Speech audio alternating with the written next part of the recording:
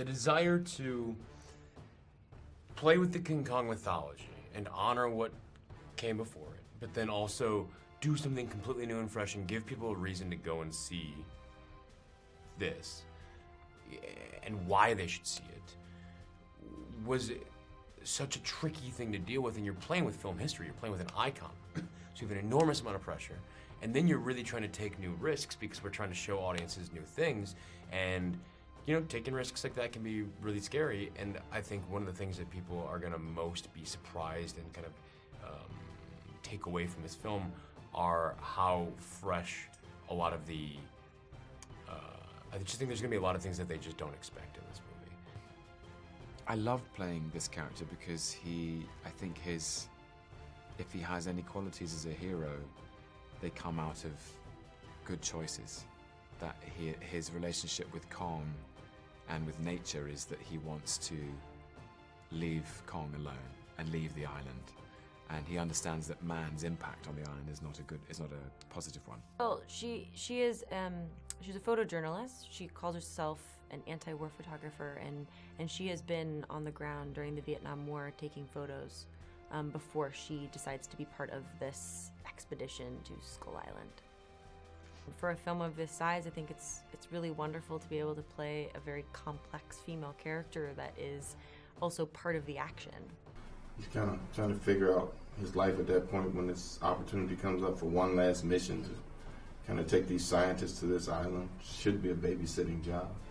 But when he gets there and they get attacked by Kong, he loses a number of his men, and his mission from that point on is to not lose this particular war and to get some revenge. That they have a different understanding of the world. I think Colonel Packard is so broken by the loss of his men that he can't see past that. And he becomes obsessed by what he sees as the right thing, which is to destroy the thing that he doesn't understand. And Conrad just has a different point of view. So I think the film makes room for both of them. Like, we went into Kong's home and we're the invading force once again. And he becomes our enemy because we antagonized him.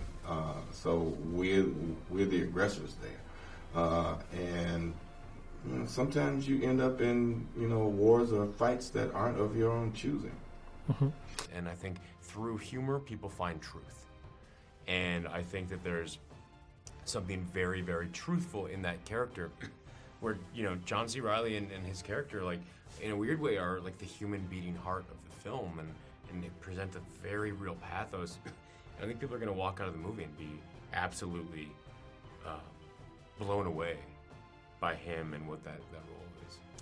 Well, I always look for the humor in my characters, no matter what kind of movie it is, and I think that the truth of life is that even in sad circumstances, we find things to laugh about. That's how human beings get through the day, every day. So it doesn't seem so out of place to me to find laughter in even serious circumstances.